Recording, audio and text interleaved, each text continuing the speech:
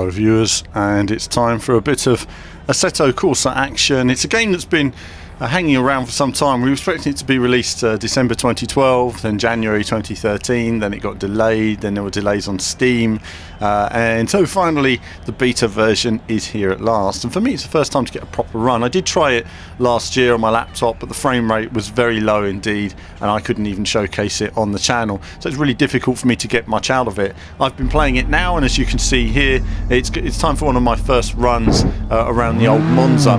Now for me, I wanted to choose the Formula Bath car, see how I got on with this and do some laps. So pulling away, audio's quite nice, force feedback through the wheel is nice. I think there's more room for development there. Some things don't hit the steering quite as I would like, and some of the movement, you see bumps and movement in the car that aren't always translated well to the wheel. But either way, it's still a solid start for them. Graphically, I've got it running at maximum detail. Lots of detail to see there present. Great feeling of speed, as you can see.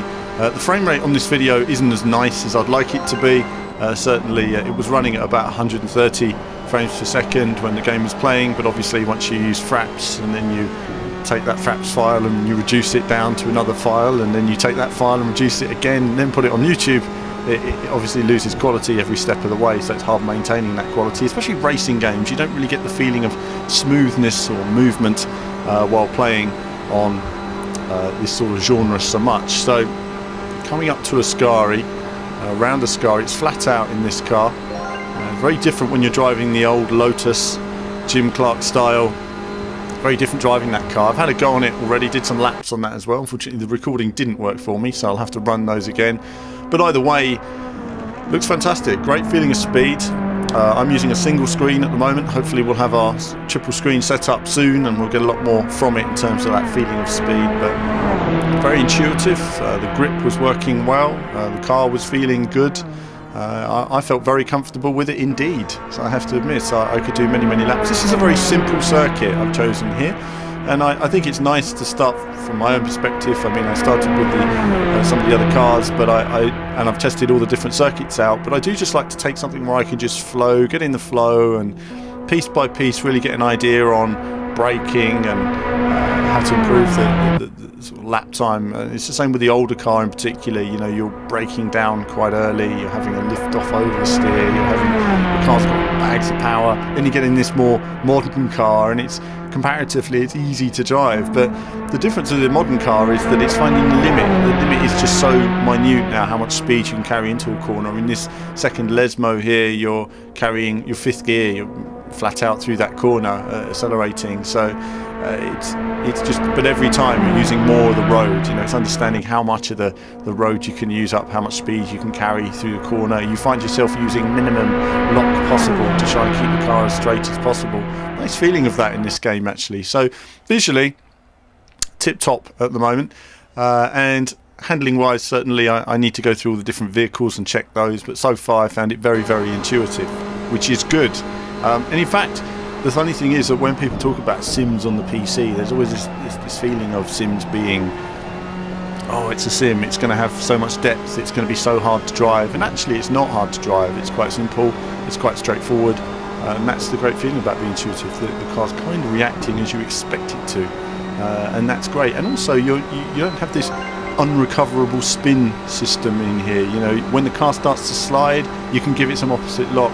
You can lift the power or get on the power depending on what you need to do. You can trail brake and you get a nice feeling from that as well. So all the techniques are in here. They're all nice to use. They're all working well. Certainly they're working as I would understand them. That enables me to pick up the game pretty quickly and put in some laps. But I still need to learn a couple of the circuits and get my lap times together, and you'll see those on the channel in the coming days along with lots of other PC content. So this is just the first little look.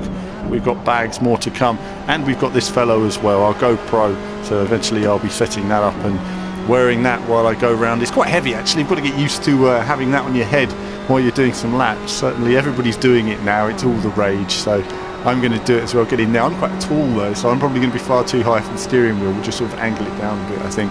But let's look at the replays as well.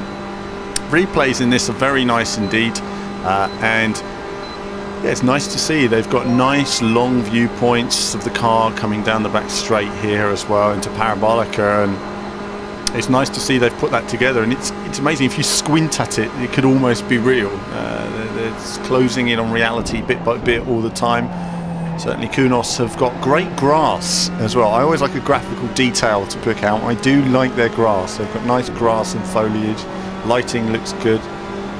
There's some bits and pieces of issues here which I would pick up with them on in terms of graphical fidelity, but certainly with this running on maximum resolution, there's still a few aspects that I'd like to pick up on. But either way, at this stage in development, it's looking very good indeed. As we dive into our next lap, final lap now for this run. As I'm just trying to maximise it. You're flat out through this section, getting into the banking there, nice positive camber all the way through. You're certainly not flat out when you're in the 66 Lotus, I think it is, and then flat out through here. And this is the only section we're coming to now where you need to break down a gear or two. I go down 2 gears and then just turn the car, throw the car in, then get on the power as soon as it allows me to, while the wheels are still sliding. And then you flat out through here, 5th gear, which is nice as well. The car's got loads of grip. You start using the different cars, you come to these same corners, this track is a different animal, and it really shows you, the guys in the 60s, I've said it before, I've seen the cars, I've met the drivers, but at the same time, it does give that feeling of the brutal sort of power and speed that they were dealing with in these cars, and the incredible risk they were under, and how hard they were to drive. I mean, to drive them on the limit. I think Sterling's mentioned Sir Sterling Moss a few times that he wasn't always on the limit. He was conservatively within that limit sometimes, because you couldn't constantly race on the limit. Depend on the car, performance of the car, how confident you were, and your physical condition. Lots of elements, but either way, you wanted to get to the end of the race in one piece, and many of the drivers, alas, didn't, and paid the ultimate price. But that was it for this run on Monza. There'll be more Assetto Corsa action and PC gaming action from me very soon.